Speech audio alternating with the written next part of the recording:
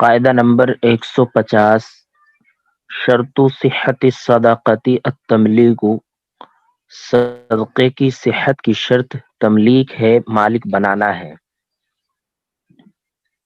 یہاں صدقے سے مراد زکوٰۃ ہے،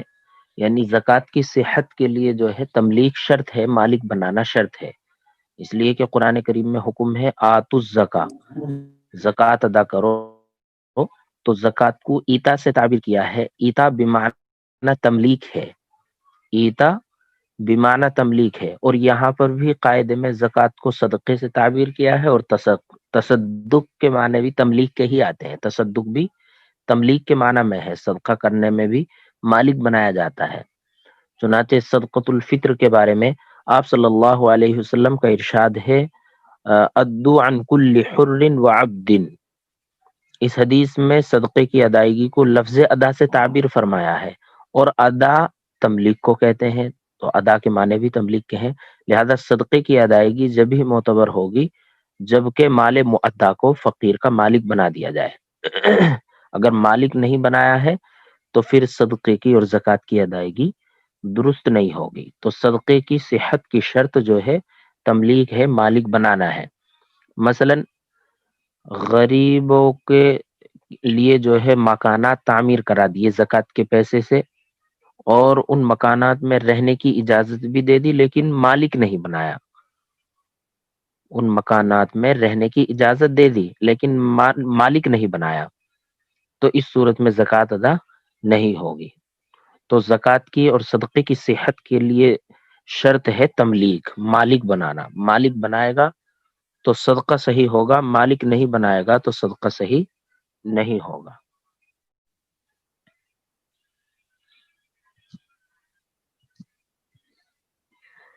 قاعدہ نمبر 151،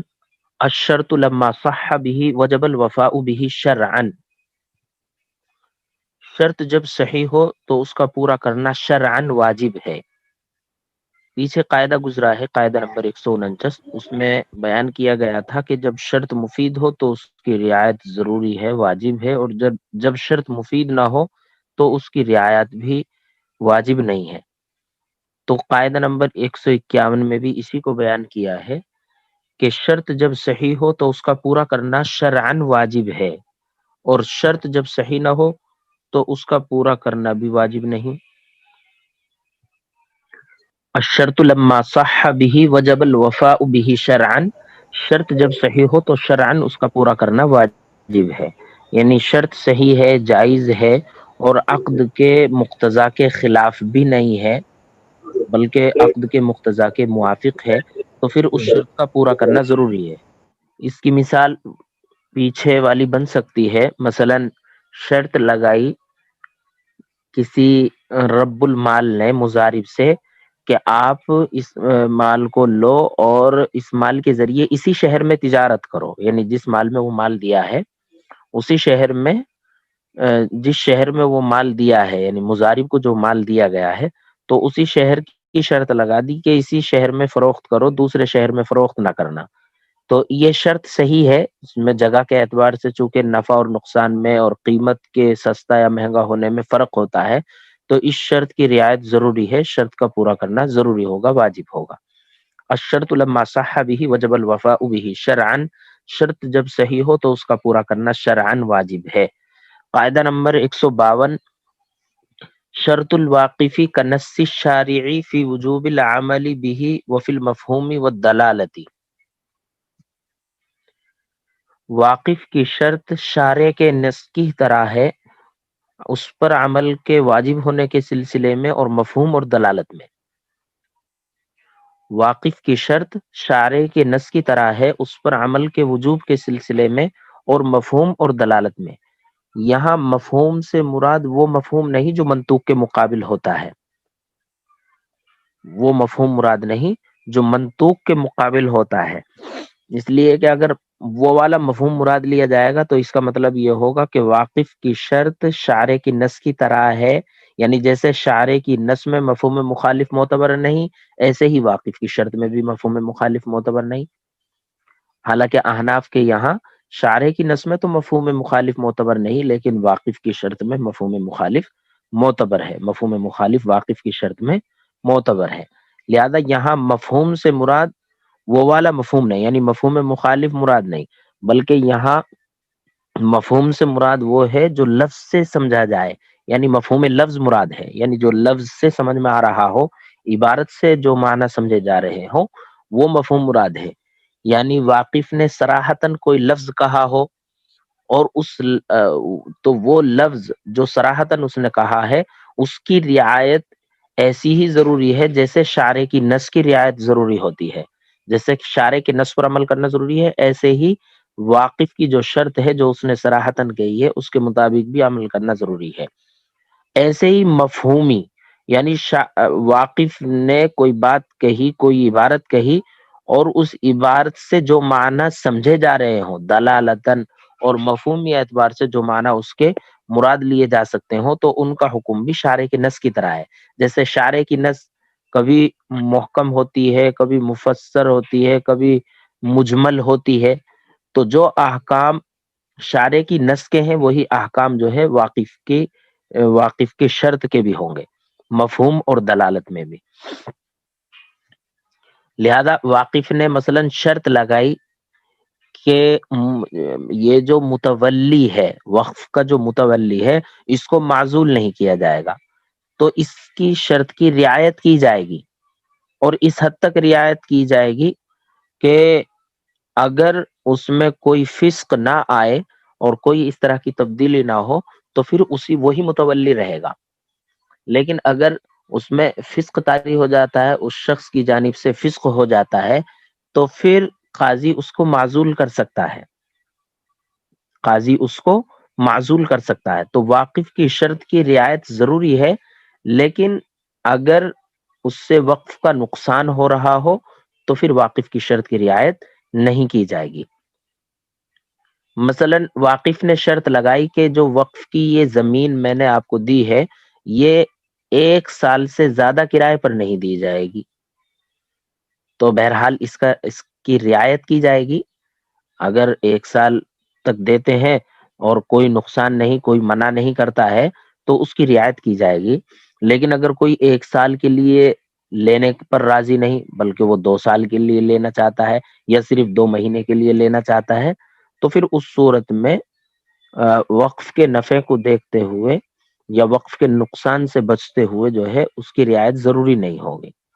تو وقف کا جو نفع ہے اس کو پیش نظر رکھا جائے گا۔ واقف کی شرط کو حتی الامکان شارع کی نص کا درجہ دیا جائے گا، مثلا اس پر عمل کرنا ایسے ہی ضروری ہوگا جیسے شارع کی نص پر عمل کیا جاتا ہے، لیکن اگر وقف کا نقصان ہو رہا ہو تو پھر واقف کی شرط کی رعایت نہیں کی جائے گی، پھر واقف کی شرط کی رعایت نہیں کی جائے گی، گویا چند مسائل کا اس میں استثناء ہو جائے گا، چند مسائل کا اس میں استثناء ہوگا، اور استثناء کی ایک مثال یہی ہے کہ شرط لگائی کہ متولی ہے اور اس متولی کو معزول نہیں کیا جائے گا، لیکن اس وقت تک معزول نہیں کیا جائے گا جب تک وہ صحیح کام کر رہا ہے، اگر اس کی طرف سے فسق ہو گیا ہے، وہ شخص فاسق ہو گیا ہے، گناہ کا ارتکاب اس نے کر لیا ہے تو پھر متولی کو معزول کیا جا سکتا ہے۔ تو یہ ایک مستثنی مثال بھی ہے، اور دوسری بھی مستثنی مثال ہے، یعنی شرط لگائی کہ 1 سال سے زیادہ کرائے پر نہیں دیں گے، تو اگر 1 سال کے لیے کوئی لینے پر راضی نہ ہو تو اس صورت میں تو وقف کا نقصان ہو جائے گا، تو جتنے پر لوگ راضی ہوں گے اس کے حساب سے جو ہے وقف دے دیا جائے گا، اور واقف کی جو شرط ہے اس کی رعایت نہیں کی جائے گی۔ شرط الواقفی کا نص الشارع فی وجوب العمل به وفی المفہوم والدلالتی۔ ابھی کتاب الوقف کی وقف بھی آپ کی شروع ہوگی انشاءاللہ، حضرت مفتی صاحب پڑھائیں گے، اس میں اس کے اور تفصیلی احکامات آئیں گے۔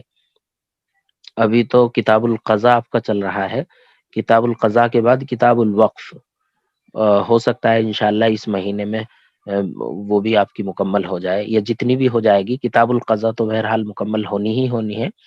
کتاب الوقف بھی انشاءاللہ شروع ہوگی۔ قاعدہ نمبر 152، شرط الواقفی کا نص الشارع فی وجوب العمل به وفی المفہوم والدلالتی۔ واقف کی شرط شارع کی نص کی طرح ہے اس پر عمل کے وجوب کے سلسلے میں اور مفہوم اور دلالت میں۔ قاعدہ نمبر 153، الشرط یقابل المشروط جملتاً، شرط پورے مشروط کے مقابل ہوتی ہے، شرط پورے مشروط کے مقابل ہوتی ہے۔ یعنی کسی چیز کے لیے اگر کوئی شرط لگائی گئی ہے تو جب تک پورا مشروط نہیں پایا جائے گا تب تک وہ حکم نہیں لگے گا۔ مثلا کسی شخص نے کہا کہ اگر زید اور عمر دونوں میرے پاس آج آئیں تو میرے ذمے بیت اللہ کا حج ضروری ہے۔ اس طرح سے کسی نے نظر مانی، اس کے بعد صرف ضلع آیا تو اس کے ذمے اس نظر کا پورا کرنا ضروری نہیں ہے۔ اس کے بعد اگر زید اکیلا آتا ہے تو اس نظر کا پورا کرنا ضروری نہیں ہوگا، اس لیے کہ بعض مشروط تو پایا گیا ہے اور حکم کل مشروط پر موقوف ہوتا ہے، اس لیے کہ شرط جو ہے پورے مشروط کے مقابل ہوتی ہے۔ تو زید اور عمر اگر دونوں آئیں تو بیت اللہ کا حج ضروری ہو جائے گا اور یہ اس نظر کا پورا کرنا ضروری ہوگا۔ لیکن اگر صرف زید آیا یا صرف عمر آیا تو پھر اس نظر کا پورا کرنا اس پر ضروری نہیں ہے، اس لیے کہ یہاں پر بعض مشروط پایا گیا ہے، حالانکہ شرط جو ہے وہ پورے مشروط پر ہوتی ہے، پورے مشروط پر موقوف ہوتی ہے۔ الشرط یقابل المشروط جملتاً، شرط پورے مشروط کے مقابل ہوتی ہے۔ یا شرح سیر کبیر میں اس کی ایک مثال اور بیان کی گئی ہے کہ کسی حربی نے مسلمانوں سے کہا کہ مجھے اس شرط پر امن دو کہ میں تمہیں اتنے قیدیوں کی مثلا 100 قیدیوں کی رہبری کروں گا۔ اس نے اگر 100 قیدی بتلا دیے تو شرط کے مطابق امن مل جائے گا، شرط کے مطابق امن مل جائے گا۔ اور اگر صرف 50 کی رہبری کی، 50 کی اس نے رہنمائی کی تو پھر اس صورت میں اس کو امن نہیں ملے گا، اس لیے کہ جس شرط پر امن کو معلق کیا تھا یعنی 100 قیدیوں کی رہبری پر، تو وہ شرط نہیں پائی گئی، اس لیے اس کو امن بھی نہیں ملے گا، اس لیے کہ شرط جو ہے پورے مشروط کے مقابل ہوتی ہے۔ الشرط یقابل المشروط جملتاً۔ قاعدہ نمبر 154، الشرکۃ الخاصۃ لا تمنع الملک فی الملک المشترک بخلاف الشرکۃ العامۃ، شرکت خاصہ ملک مشترک میں ملکیت کو معنی نہیں ہوتی برخلاف شرکت عامہ کے۔ کسی شے میں دو یا چند افراد کا حقدار ہونا یہ شرکت کہلاتا ہے۔ تو اگر شرکت خاصہ ہے تو وہ ملک مشترک میں ملکیت کے ثبوت کے لیے معنی نہیں ہوگی، یعنی ہر ایک کی ملکیت اس میں ثابت ہوتی ہے۔ اور اگر شرکت عامہ ہے تو پھر وہ ملک مشترک میں ثبوت ملکیت کے لیے معنی ہوگی، ثبوت ملکیت کے لیے معنی ہوگی۔ شرکت خاصہ دو یا چند افراد اس میں مشترک ہوں تو یہ شرکت خاصہ ہوتی ہے، اور اگر بہت سارے لوگ اس میں شریک ہو تو وہ شرکت عامہ ہوتی ہے۔ شرکت خاصہ جیسے ورثہ کی شرکت ہوتی ہے مال میراث میں، مال میراث میں جو ورثہ کی شرکت ہوتی ہے تو وہ شرکت خاصہ ہے، لہذا ہر وارث کو اپنی ملکیت کو فروخت کرنا یا اس میں تصرف کرنے کا پورا اپنے دوسرے شریک کو ہی فروخت کر دے، یعنی اپنے جو اس کا دوسرا بھائی وارث ہے اسی کو دے دے تو اس میں بہرحال تصرف کا حق ہے۔ اور جو شرکت عامہ ہے، مثلا بیت المال میں مسلمانوں کی شرکت ہوتی ہے یا مال غنیمت میں مجاہدین کی شرکت ہوتی ہے، غانمین کی شرکت ہوتی ہے، تو یہ شرکت عامہ ہے۔ تو جب تک تقسیم نہ کیا جائے تو اس میں تصرف کا حق نہیں ہوگا۔ بغیر تقسیم کے اگر کوئی اپنا سامان فروخت کر دیتا ہے تو وہ فروخت کرنا درست نہیں ہوگا، اس لیے کہ غانمین کی جو شرکت ہے مال غنیمت میں تو وہ ثبوت ملکیت کے لیے معنی ہے، اس لیے کہ یہ شرکت عامہ ہے۔ اور قاعدے میں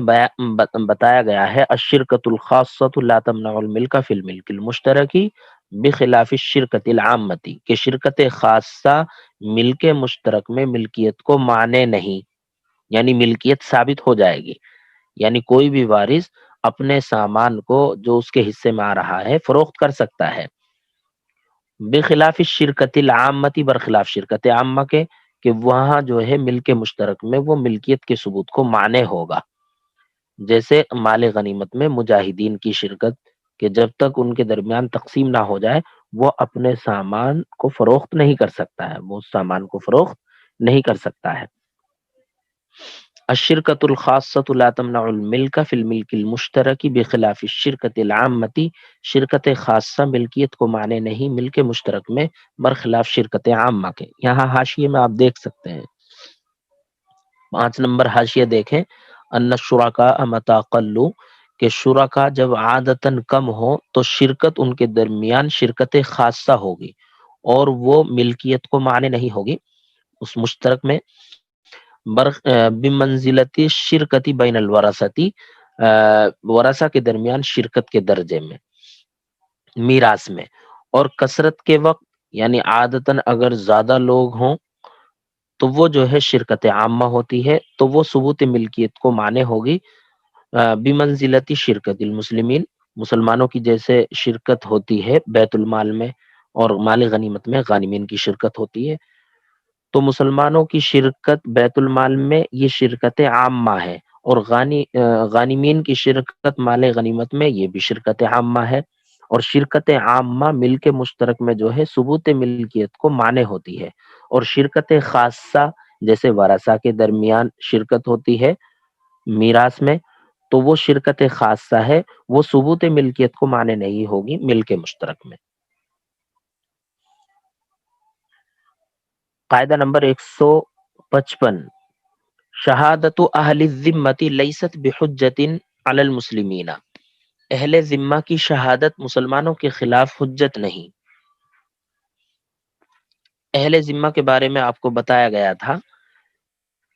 کہ ذمی وہ غیر مسلم جو کسی اسلامی مملکت سے وفاداری کا عہد کر کے اس مملکت میں سکونت اختیار کرے، اس کو جو ہے فقہا کی اصطلاح میں ذمی کہا جاتا ہے. ٹیکس دے کر کے خراج دے کر کے وہ شخص اس میں رہتا ہے، لیکن چونکہ غیر مسلم ہوتا ہے اور کفر کی لعنت میں مبتلا ہوتا ہے، تو اگر کوئی مسلمان فاسق ہو اس کی شہادت بھی جو ہے مسلمانوں کے خلاف حجت نہیں ہوتی ہے. تو جو غیر مسلم ہو، کافر ہو، کفر کی لعنت میں مبتلا ہو، اس کی شہادت بھی مسلمانوں کے خلاف حجت نہیں ہوگی. اس لیے کہ شہادت میں بھی ایک طرح کا غلبہ ہوتا ہے، تو لہذا ذمیوں کی شہادت مسلمانوں کے خلاف حجت نہیں ہوگی. جیسے یہاں حاشیے میں مثال دی ہے کہ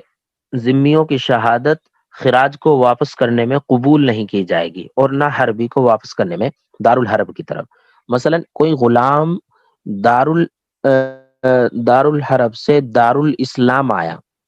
اور دارالاسلام میں آنے کے بعد اس نے اپنی غلامی کا اقرار نہیں کیا بلکہ ذمی بن کر کے رہنے لگا اور اس سے خراج بھی وصول کیا جانے لگا.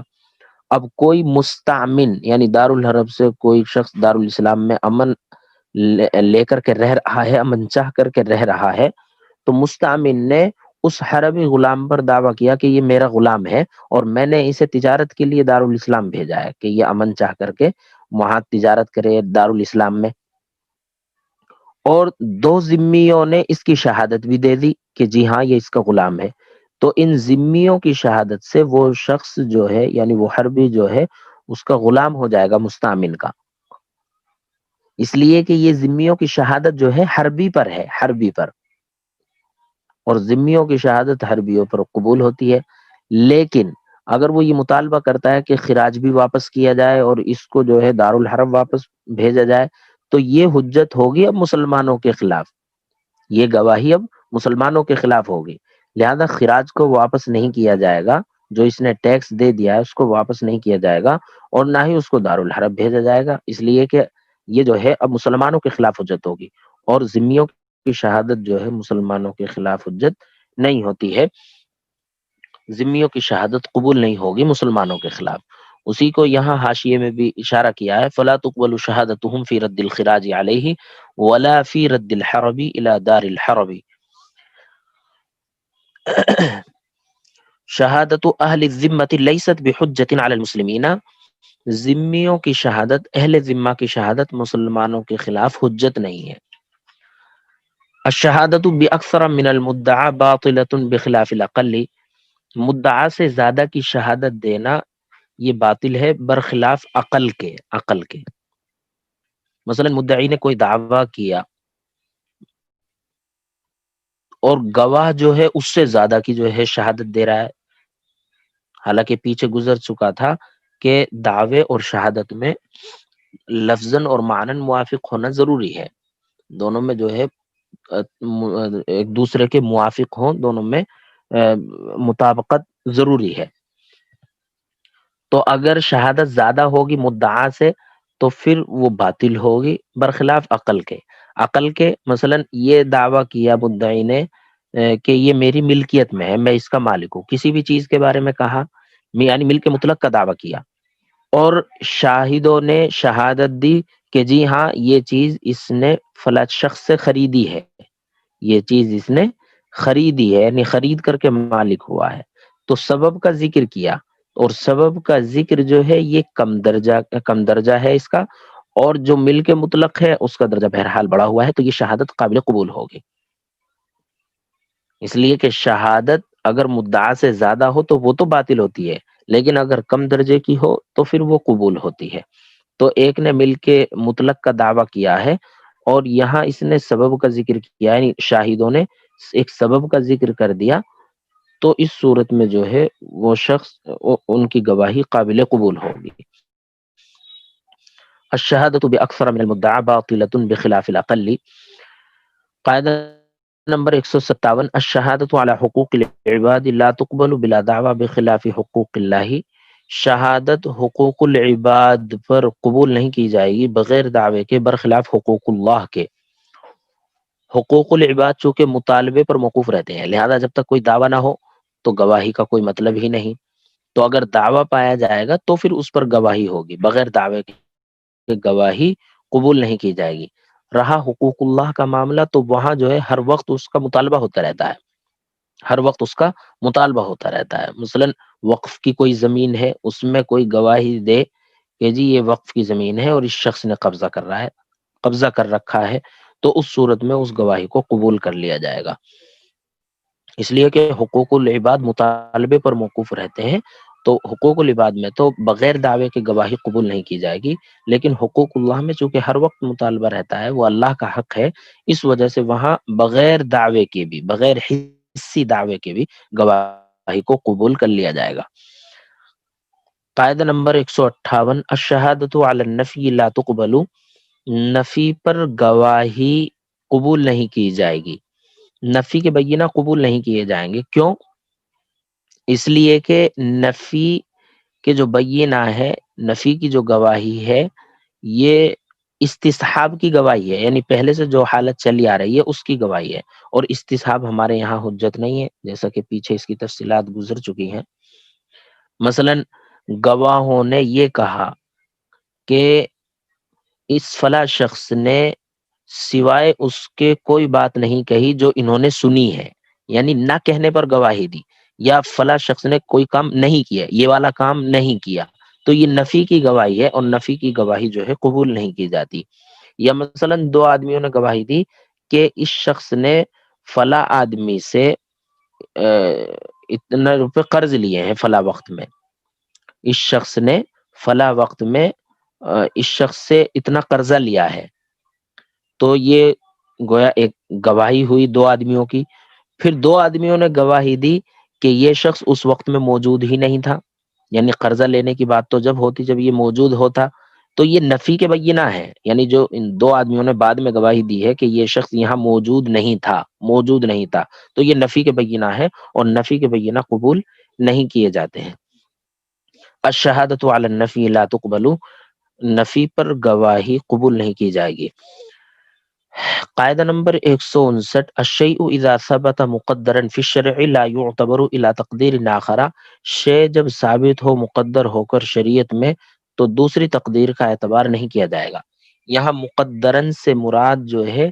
شے قدری ہے، قدری شے ہے، چاہے وہ کیلی ہو یا وزنی ہو، تو جب شریعت میں کسی چیز کے کیلی یا وزنی ہونے کو بیان کر دیا گیا ہو تو پھر دوسری تقدیر کا اعتبار نہیں کیا جائے گا. مثلا اشیاء ستہ ربویہ کے ربویہ میں کیلی یا وزنی ہونے کی صراحت کر دی گئی ہے، تو جو چیز کیلی ہے وہ کیلی رہیں گی اور جو چیز وزنی ہے وہ وزنی ہی رہیں گی. عرف کی وجہ سے کسی دوسری تقدیر کا اعتبار نہیں کیا جائے گا. قاعدہ نمبر 160 مکمل کر لیتے ہیں. الشیء یعتبر ما لم يعد على موضوعه بالابطال والنقض. شے کا اعتبار کیا جائے گا جب تک وہ اپنے موضوع پر ابطال اور نقض کے ذریعے نہ لوٹے. یہ قاعدہ اصول کرخی میں گزر چکا تھا. یعنی شے اس وقت تک معتبر ہوگی جب تک قلب موضوع پر قلب موضوع لازم نہ آئے. اگر قلب موضوع لازم آ رہا ہے تو پھر شے کا اعتبار نہیں ہوگا. مثلا غلام کو اجازت نہیں ہے کہ وہ آقا کی اجازت کے بغیر اجارے پر اپنے آپ کو دے دے. اجارے پر دینا کوئی کام کے بغیر جائز نہیں. لیکن اگر اس نے شام تک آقا کی اجازت کے بغیر کام کر بھی لیا، یعنی اجرت پر کوئی کام کر بھی لیا، تو اب بھی اگر ہم اجارے کو فاسد قرار دیں گے تو اب قلب موضوع لازم آئے گا، آقا کا نقصان لازم آئے گا کہ ایک تو اس نے غلام سے خدمت نہیں لی اور پھر اب اجرت بھی نہ ملے. یعنی اجارے کو اگر فاسد قرار دیں گے تو اجرت بھی نہیں ملے گی. تو اس صورت میں اجارے کو درست قرار دیا جائے گا، اور اجارے کو درست ہونے کا مطلب یہ ہے کہ اب آقا کو اس کی اجرت مل جائے گی. اس لیے کہ اگر اجارے کو درست قرار نہ دیں تو پھر قلب موضوع لازم آئے گا، یعنی آقا کا نقصان لازم آئے گا. حالانکہ آقا کا نقصان نہیں ہونا چاہیے، اسی وجہ سے اسے اجارے پر دینے کی اجازت نہیں تھی. اپنے آپ کو جو ہے اجارے پر دینے کی اجازت نہیں تھی تاکہ آقا کا نقصان نہ ہو. لیکن اگر شام تک کام کر لے تو پھر جو ہے اب اگر اجارے کو فاسد قرار دے، فساد کا حکم لگائیں گے تو اب آقا کا نقصان ہوگا. اس وجہ سے جو ہے اب اجارے کو درست قرار دیا جائے گا تاکہ قلب موضوع لازم نہ آئے. تو ابطال اور نقص کے ذریعے جب تک شے اپنے موضوع پر نہ لوٹے تو اس وقت تک تو معتبر ہے. یعنی معتبر ہے یعنی غلام کو اجارے پر دینا جائز نہیں ہے.